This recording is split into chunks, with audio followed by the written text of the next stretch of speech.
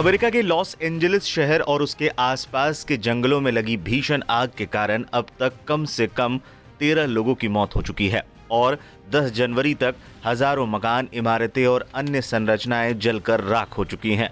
तेज हवाओं की वजह से आग पर काबू पाना बेहद मुश्किल साबित हो रहा है।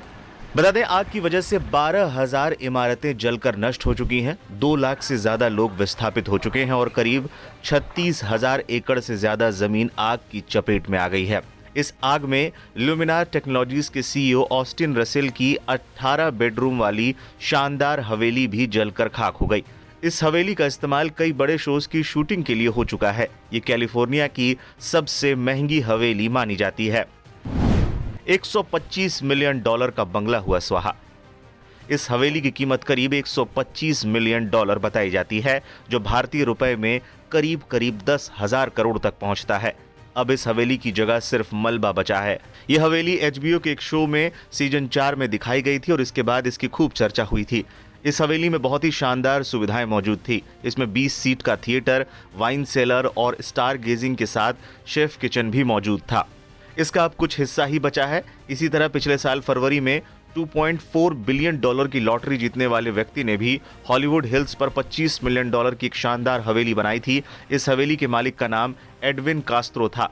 रिपोर्ट्स के मुताबिक इस हवेली की सुलगती हुई लकड़ियां ही अब बस बची हैं। इस हवेली में 5 बेडरूम और 6 बाथरूम थे। करीब 13 लाख करोड़ रुपए का हुआ नुकसान।